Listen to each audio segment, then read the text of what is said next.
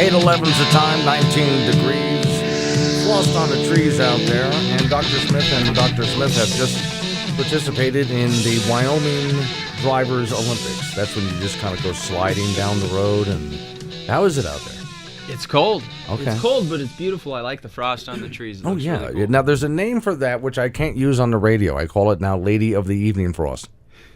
Do you know the name I'm talking about? No. Oh, okay. All right. Actually, it's spelled different, so I can say it. It's called a hoarfrost. Oh. Now, I can't say that. There's kids listening. It's spelled completely different. But anyway, that's why I just say Lady of the Evening Frost out there. And it actually does look really nice, but since you have to scrape your windshield now, you can actually say the fog is thick enough that you have to cut it. You can cut it with a knife.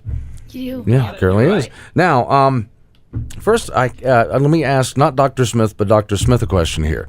Nice voice today. What happened to you? I know. I guess Glenn would know, but when you talk a lot, your voice kind of goes out, right? It does, yeah. So I was giving some advice on how to warm that up and relax that, so I you can go. Appreciate that advice. Yeah, yes. so because you do have a seminar or something. That I do. Doing, so, I have a class tomorrow, and I have a raspy voice. So. Okay, so shut up. Okay. Okay, I'll talk to this one. Great, thank you. Okay, so it is flu season now. As you know, last week I got nailed. I mean, I had been avoiding it for weeks, and man, I got nailed with it. However, because I went to bed immediately, and loads of orange juice certainly does help a lot during something like that, because your body's looking to build white blood cells, so that certainly helps there. And I got over it actually quickly. By the time it came to Monday, all I had to do was get my strength back. Now I'm doing just fine. But a few of my friends are still suffering through it. They've had it for several weeks now, and they can't seem to shake it. So what's going on? Well, there's multiple different things that could be going on. One thing that you mentioned, vitamin C is really, really important, but what people don't realize is sugar is also important. Okay. Right? And it's important to avoid. So many people don't realize that sugar actually competes with vitamin C. They look almost identical to the body. So if we're consuming a lot of sugar, we're not utilizing vitamin C like we need to. So their diet's going to play a large part in it.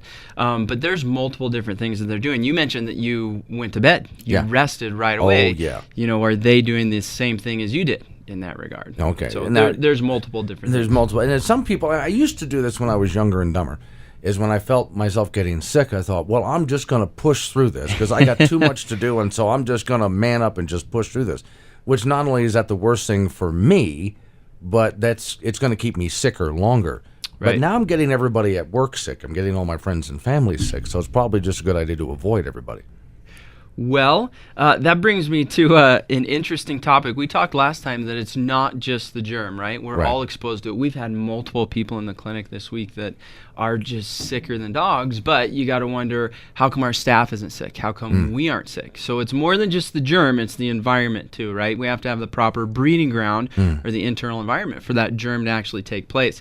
And one of the best examples I can think of this, have you ever seen a set of conjoined twins? Yes. Okay. So one of the most common ones, and we've seen them on TV, are Brittany and Abby Hensel. We've seen them on like TLC and different shows where they are connected. They're two different people, but they're actually connected as one.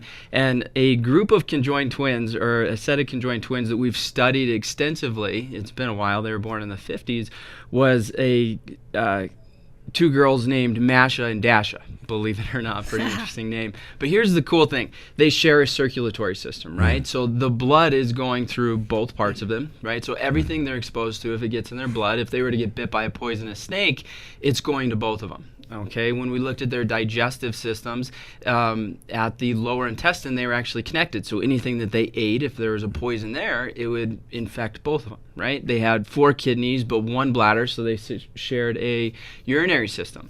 They shared a reproductive system. They literally shared everything.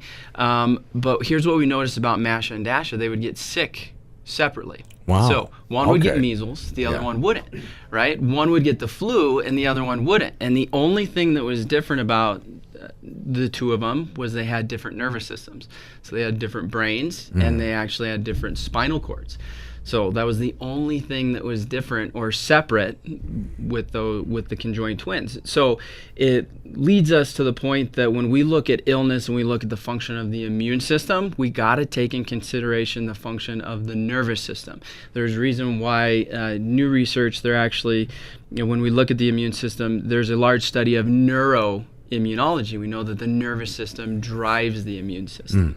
So when we look at chiropractic care, that's what we're doing in the clinic when we're adjusting people, is we're helping the function of their nervous system. And really that's why we believe, as far as our staff, as far as us, we can see multiple different sick people throughout the week, and we can still stay healthy because we're keeping our spines, our nervous systems healthy, but we're also doing all of that lifestyle stuff that you talked about. We're getting adequate rest. We're making sure that we're cutting down on the sugar. We're getting plenty of vitamin C and other things as well. So some of what you're talking about, adjusting, avoiding sugar and rest and so on, for those people who already have it, and I still know plenty of people who already have it, does this help them get over it faster? Getting adjusted? Yeah. Oh, absolutely. You want to hear some cool stuff about the flu? Yeah. Okay. Have you ever heard of the Spanish flu, so the 1918, 1919 flu pandemic? Right. And that's really where some of this scare comes from. So that was 100 years ago. Now, that was the worst pandemic we have ever seen. So it infected nearly 50 million people. So at that time, that was a third of the world's population. And we literally lost anywhere from 20 to 50 million people as a result of that pandemic. And in the United States alone, we lost almost 700,000 people. Okay, there's 675,000 people that died from that flu pandemic. Now, the cool thing is for our profession, that was a really big success story for us because we helped a lot of people with the flu. So there's research out there and there's data that we have collected, and I've dug out for you guys to share how my profession actually excelled when it came to the flu. So in Davenport, Iowa, that's where the very first school started. Our profession was only 20 years old. Okay, and in Davenport, Iowa, there was 50 medical doctors that treated 4,953 cases of the flu. Okay, and they lost 274 people. So the death rate, if you were to go to see your medical provider, was 5.5%. However, in the exact same city, at the school, at the Fountainhead where the school started, there was 150 chiropractors that treated 1,635 cases, and we only had one death.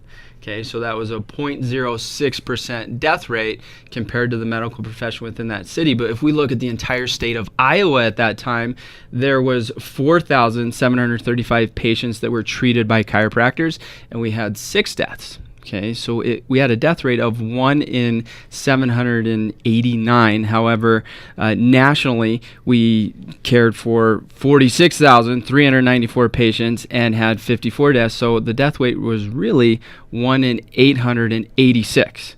Okay, so when we look at the death rate compared to the medical profession versus the chiropractic profession at that time, we had a much greater success rate at keeping these people alive. Okay. And it was the direct result of what we were doing with the function of their nervous system and therefore the impact it had on their immune system. So I take it by his statistics here, death is bad. Death is very, very bad. That from now. Okay. So how do people get a hold of you? Because again, it's not just to avoid, but again, if they're already in the middle of all of this, they're going to need help. So where do they find you? Right. They can either call us. Our phone number is 307-632-3525, or they can visit us at our website and get a hold of us there. Website is www.livinwell, that's Livin without the G, livinwellchiro.com.